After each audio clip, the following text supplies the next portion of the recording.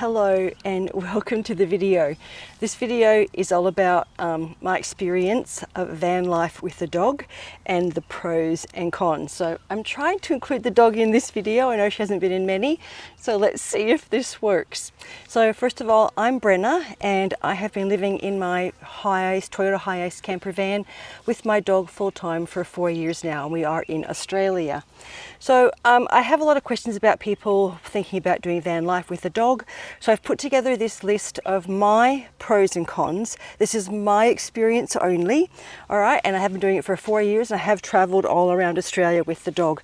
So here is my list. Okay, we're gonna start with the pros because that's the whole reason you do it. First of all is the companionship. My dog is with me 24/7 and she's the best buddy, best pal, love her to death. I love how we get to share all these experiences together, and yeah, it's just priceless to have your dog with you, like your best friend. So it's wonderful. That's the best thing about it, 100%. That makes everything worth it. Everything else doesn't matter.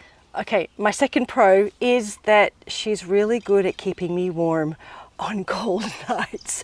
So Abby normally sleeps on the bed with me, and she tends to sleep at the foot of the bed, and so I can usually tuck my feet under to keep my feet nice and warm. On the really cold nights, she'll come up and snuggle with me and we cuddle up together, and she is just the best heater in the world, and so she keeps me nice and warm on those very cold nights. I never have to worry. All right, my third pro is when you have a dog and you're traveling, it really helps you to meet new people. What I mean by that is when you're out walking a dog, people always come up to you and talk about the dog. Oh, that's a nice dog, what is she? So it's a really good like icebreaker for meeting people, especially if there's other people with dogs and you start talking about dogs. Anyone with a dog knows this, but it's really great when you're out at caravan parks, campsites, even in small towns, just walking around. It's just a really great way to meet people. They always want to chat to the dog. My fourth pro is having a dog gets you out walking. And this goes just in general when you own a dog. My dog, it's not optional to not walk. I'd never hear the end of it. She won't go toilet anywhere near the campsite, anywhere near it. So we have to go for a walk, 2 long walks twice a day and a short walk middle of the day for her to do her business. But it gets you out walking. So obviously my van's a very small space, and even on the cold rainy days I have to take the dog out for a walk. So for that it's really, really good. I can't just stay cooped up in my little space. I have to get out. And the fifth pro, which is kind of on this premise that I have to walk my dog twice a day, is I get to see a lot more of the area that I'm in, especially if I'm near a small town. Especially if I stay somewhere for a few days, I'm always walking all around. I see so much. And just in the countryside, walking with the dog, you get to see so much more that people miss. And I have been it's like a town, and I'll see someone off the campground. I'm like, oh, did you see this? Did you see that? Did you see this? They go, no. And I'm, oh yeah, just walk around the streets. So walking around with the dog, I see so much. I really, really do. And my sixth pro, which is on this helping to see more, my dog especially spots wildlife that I have walked straight past. So I'll be walking on a trail and all of a sudden the dog will stop and she'll be looking intently at one direction. And I go to have a look, and multiple times there has been a little echidna curled up there that she has spotted. A few times she has spotted a snake that's been curled up, or it could be a lizard or something, but I have walked straight past it. I haven't noticed it, and she's spotted it. Also, sometimes if we're camping, she'll hear a noise and she'll look up, and there'll be like kangaroos or emus or something off in the next paddock, and I never would have seen it if I wasn't watching for what the dog is looking at. All right, my seventh pro is that my dog is my security alarm. So my dog in particular will bark and warn me if anybody comes near the van, and she's quite an aggressive barker. She sounds quite scary. So it does give me peace of mind knowing no one's going to just sneak up on me. She is going to bark. So that's a bonus if you have a dog that does do that, that warns you. It's quite good security, especially if you're traveling alone like me. All right, let's get into the cons, which, you know, this is just life. So the first thing is that my dog is aging, and she is 11 and a half, and she's no longer always able to jump into the van. Especially when we travel, she travels in the front seat, and I have to be able to pick her up to put her in there. So if you're traveling with a dog, keep that in mind. Are you able to pick them up into the van, or some people build a ramp and things like that. But my dog weighs between 18 and 19 kilos, and I can pick her up quite easily. I do stay strong. So yeah, that's one issue with a dog. You might have to be able to pick them up to get them in the van. All right, the second con is that my dog in particular does not deal with extreme temperatures very well. So when it gets really warm or really cold, she does not do well at all. I cannot stay anywhere. 30 degrees is really, really hot for her. And again, when it gets really cold, she'll shiver and shake and things like that. So that really does limit my travels in up the northern part of Australia, because it's pretty well always over 30 degrees Celsius up there. So we haven't been on the far north, but that is a restriction you have with the dog, with the temperatures. You have to make sure your dog is comfortable, and our different breeds deal with temperatures differently. I had a blue heeler before her. They're tough as nails. Nothing bothered her. Abby is a beagle cross. She's got a quarter staffy in her, half a beagle and a quarter of some other stuff. And yeah, she's very sensitive to temperature. Okay, my third con is you can have limited access to vets while you're traveling.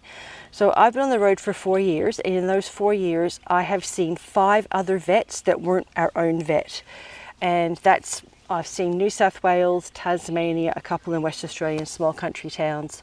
And I did come across a problem in Tasmania where she developed this huge lump on the side of her head, and I couldn't get into a vet.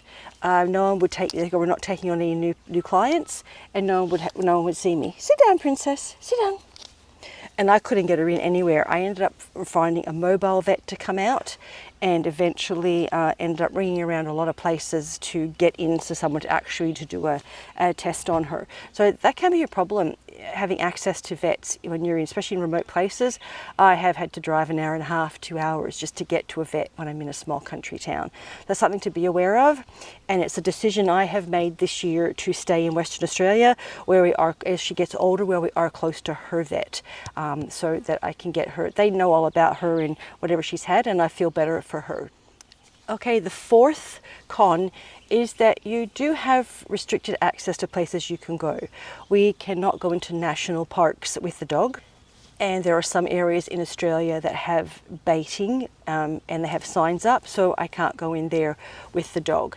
Now, this has never bothered me. Some people make a big point about it, but it's never bothered me. Prior to living in the van, I have traveled a lot around Australia, and I've done a lot of the national parks and things like that, and done a lot of the sites, and it doesn't bother me that I can't do it with my dog. There are so many other places I can go, and so I really don't worry about it, and the dog's not going to live forever, and when she passes I can always then go to the national parks. So for me, for now, it doesn't bother me at all, but it's something to be aware of. You are restricted as to where you can go. There are some places you can go in as long as the dog doesn't get out of the van, you're okay. Some places, I know down south for the treetop walk down in Walpole, and it has, if you have a dog in the car, turn around now, you can't even go in. So yeah, so it does restrict you. All right, the fifth con is it takes up space in the van. So I live in a small space. Just about everything I own is in here. I have a small storage unit, but having a dog takes up a lot of space. So I carry her dog food in bulk, so I don't have to worry about getting that.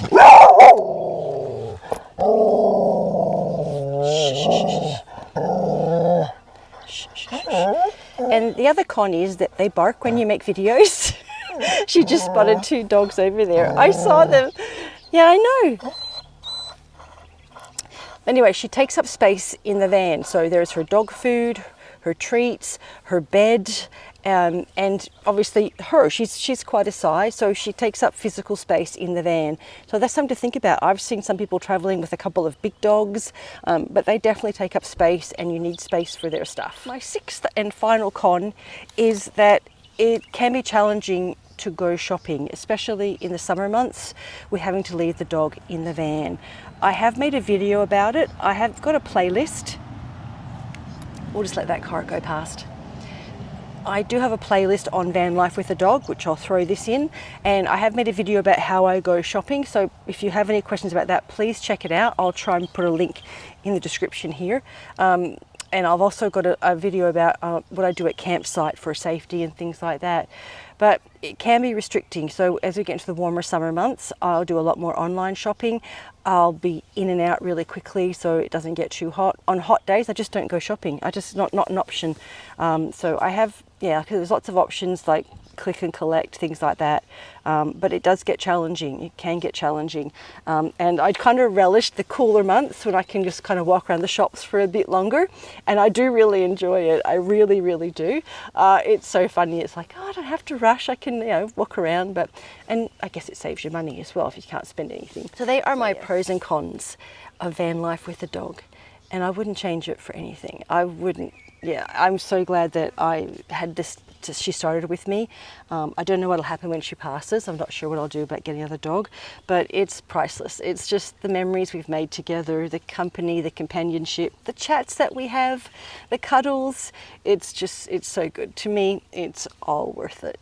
All right, thanks for watching. If you enjoyed, give it a thumbs up. I'll see you on the next one. All right, bye from me and bye from Abby.